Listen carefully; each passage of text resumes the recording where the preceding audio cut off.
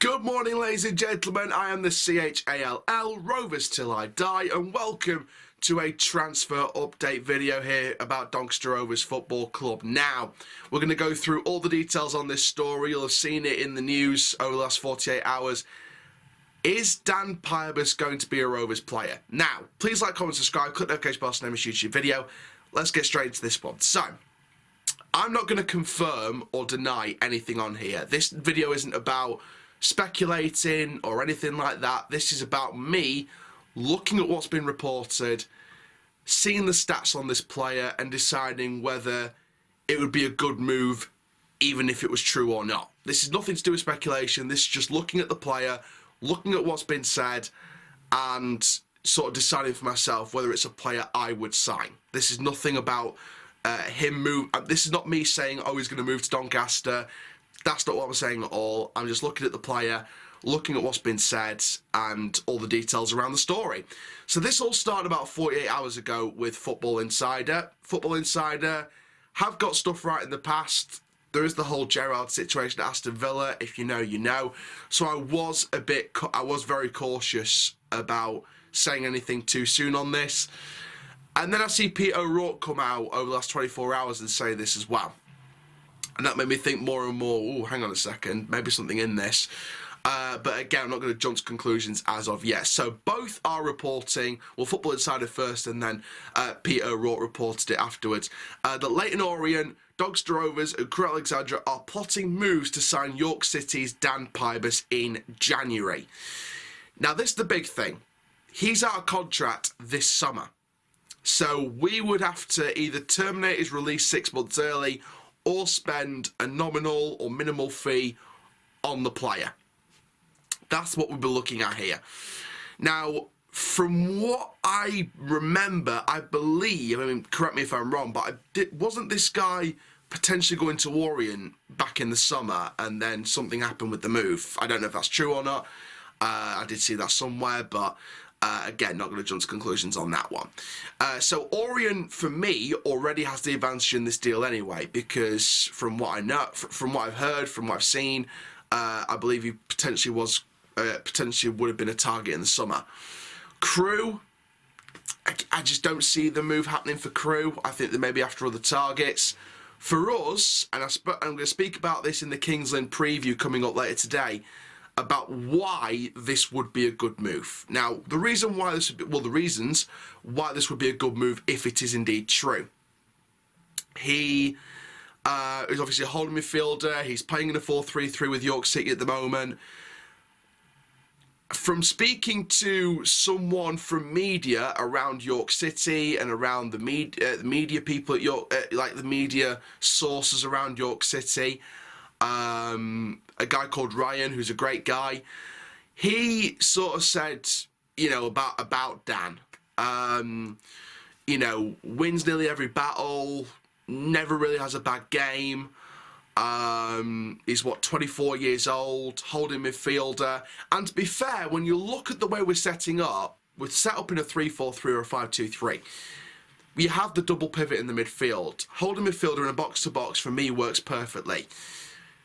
We may need to bring in a midfielder. In fact, we'll probably need to bring in a midfielder either on loan or permanently in January anyway. If we're looking at a box-to-box, we'd look elsewhere. If we're looking at a holding midfielder, he fits the bill. Stick the face on the money and you'd have yourself a new royal crown of the money of England. You know, he's right on the money with this one.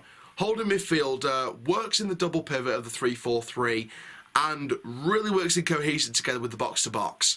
So Dan, for me, would be the right kind of midfielder to look for, or one of the right kind of midfielders to look for. If possible, you get a loanee or a permanent for both sides. You get a third holding midfielder to go with Close and Clayton, and a third box-to-box midfielder to go with Biggins and Ravenhill. So either way, it's competition of depth, it's squad depth, it's a strength in depth, and you've got a decent player on your hands that seems to be doing well at York City. Reports of he's a wonderful guy when speaking to media, speaking to fans. Apparently a great personality around the place. And it's good to get a character like that, and it's good to get a good guy and a great character around the place, because trust me, there's been some bad characters in the past at Doncaster Rovers, not naming names, but if you know, you know. I think if we were to be the ones that win the race, if this is true, if this race is going on between us, Wellings and Morris, Crewe, Orient, us, you know, if this transfer race is true and we win the race and bring in Dan Pybus, would I be upset about the signing? No. Heard some good stuff about him at York. Seems to be the real deal. Seems to be a decent player. Could get a nice move to the Football League. He's not even in his prime years yet.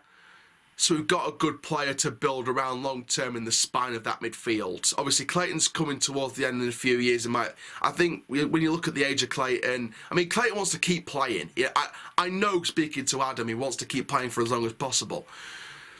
Obviously, there will be a point where he will have to leave or retire. That'll come in the next few years. We're going to need someone to help build the team around. Closest, 25? Biggins is around 24, 25. Ravenhill's like 20-odd. Like 20, I think. Clayton's obviously 34, 33, something like that.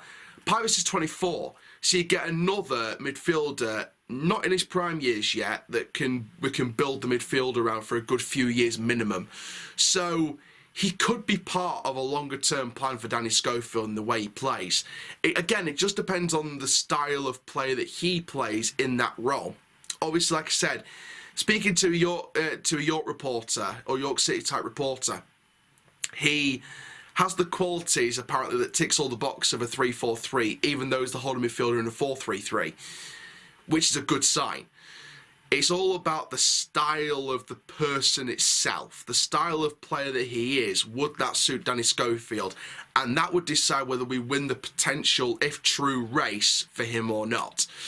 Like I said, would I be upset about the move? No, I wouldn't. But I think it's going to be very interesting to see how this potentially develops. Like I said, Peter O'Rourke's got some pretty good connections, pretty good source. Football Insider, they had the Gerrard situation, but they have got some stuff right in the past. So, for me, I think Football Insider is an okay, I'll be brutally honest, Football Insider is an okay source. Peter O'Rourke, out of the two, I would trust Peter O'Rourke more than Football Insider, but it's going to be interesting now to see whether this does come to fruition. But yeah, comment down below your thoughts, guys. York City fans, if you were in the video as well, comment down below your thoughts as well. I have been the CHALL, Rovers till I die. Ta-ra for now.